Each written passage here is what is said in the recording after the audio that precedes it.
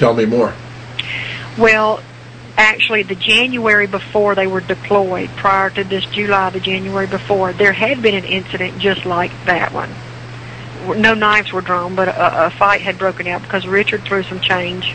He did throw some change on the stage, at the stripper. And they got thrown out and the fight ensued, but that was pretty much where it started and where it ended. So that is just a little too convenient of a story to have happened exactly the same way months later, 7 months later. And not only that, the viciousness of it. Oh, yeah, appalling. The viciousness of it. And then later they tried to say it was because of PTSD. I mean, they've pulled everything out of their hat. Their story has never been consistent. And what hurt most is that the investigative process was so lax that it was just allowed to go on without proper justice, without getting to the true heart of the facts. And it's just appalling. And Richard Davis, let me just tell you this is something else. His remains were kept in a cardboard box for years in the district attorney's office, with the family begging to get them back. They finally got them back, and there's one bone missing from what should be there.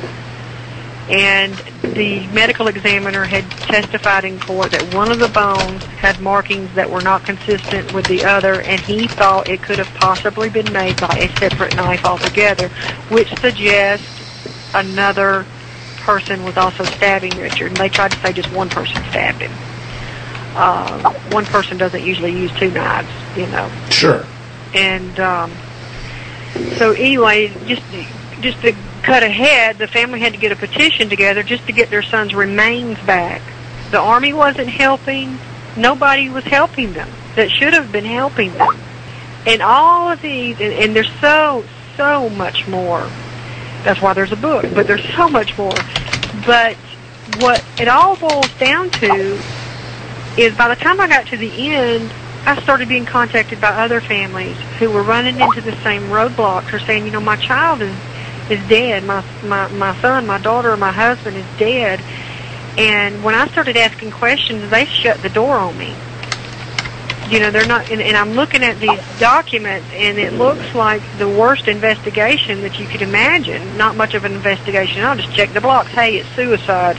Or, hey, this was a bar fight, or whatever, No real investigations. And then the problem is that these families, there is no system of checks and balances for these families.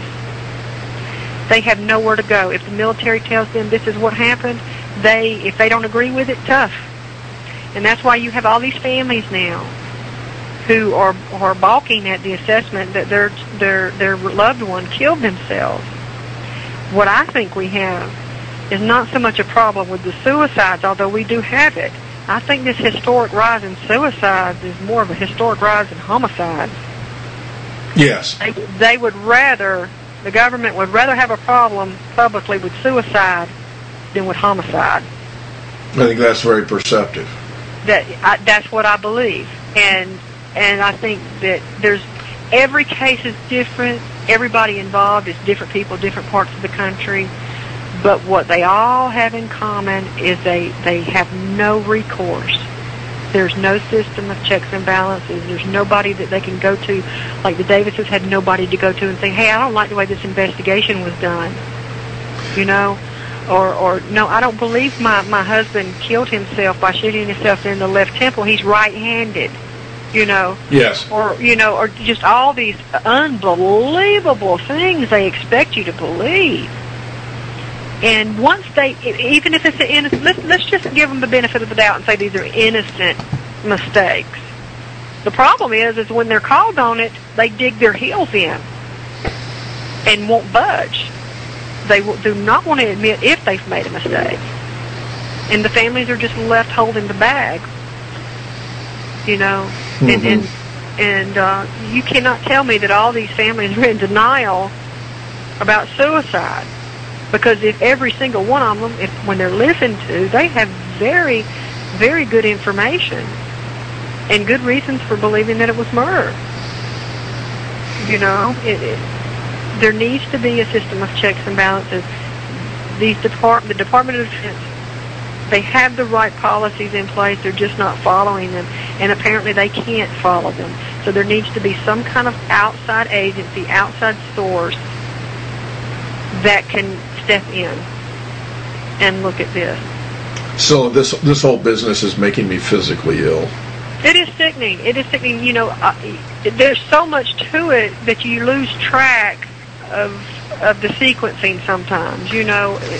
Just to return to the Richard Davis case now, yeah. They had this courageous private. I wonder if he's still alive, who identified the location of the body and who identified those who were the prime suspects. Who, in he's fact, still alive. He's still alive. I'm glad to hear that, and who actually acknowledged that they had killed him. So you got this brutal murder with all these 44, minimum of 33 stabbings. His eyes are gouged, his teeth are kicked out. This is as disgusting as it gets. These guys admit it, and it goes to some kind of trial. Was this a military trial or a civilian? No. This was a civilian trial? State of Georgia. In Columbus, Georgia? Right. And there was an impaneled jury of a dozen citizens? Right.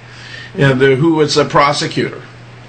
That would have been, of course, the district attorney, who is no longer, he was voted out of office. His name was Gray Conger.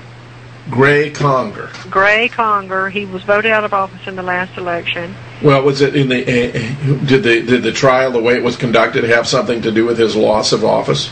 In a small way. In a small way. Was he aggressive?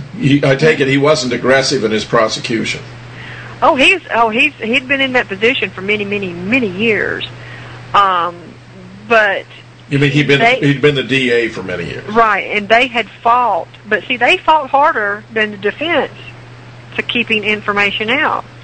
The defense of say Alberto Martinez and Mario Navarrete, they wanted to bring out the fact that they're, especially Martinez, my client, he's guilty, but he's not the only one like it's being portrayed here. They said he was the only one that stabbed Richard Davis. Well, his attorney said, no, Jacob Burgoyne, the state's star witness, got that ball rolling. And he was right in there, kicking and stabbing too. Interestingly, nobody ever accused Mario Navarrete of stabbing Richard Davis. But he got life in prison. He was never one time in court accused of stabbing Richard Davis. But he's in jail for life. There's legal. What about the other two? Well, there's Jacob Burgoyne. He turned, like I said, he's state witness. He got 20 years. All right. He'll be eligible for parole in just a few short years. There's Douglas Woodcoff, who pleaded guilty. Now, this is the interesting thing. He pleaded guilty to concealment of a death. A deal was cut for him. He had a very, very good attorney. There had been a letter sent to his attorney and other people in the area anonymously from the men of Baker Company. It was on Fort Benning letterhead. And it basically said, you need to know what went on during the invasion. You need to know about these war atrocities and our commanders being investigated for war atrocities, and you need to know this and that and the other. And it had a whole list of things. Well, this attorney started investigating. He said, if my client's going to trial, if he's going to have to go to trial, I'm going to take all this in there with me as his defense. Was this letter ever made public? Oh, no. Well, I got it in the book. But no, everybody that got the letter didn't do anything with it. But this attorney gave me the letter, and it's what prompted him to do an investigation on his own. He sent for everything that he could get through the Freedom of Information Act, preparing for a defense for his client, Douglas Woodcoff. And he let it be known, if I go to court, I'm taking this with me. And that it even included some ugly things, about the atrocities and about the Midtown Massacre, as they called it, during the invasion on Baghdad. And so guess what? His client didn't have to go to trial. He got concealment of a death. With first-time offender status, he doesn't even have a record. The theory is that was done to bottle up the information he was going to use in his defense. Sure, of course. To keep it out of open court, because once it was even mentioned in open court, by law, it would have had to have been investigated.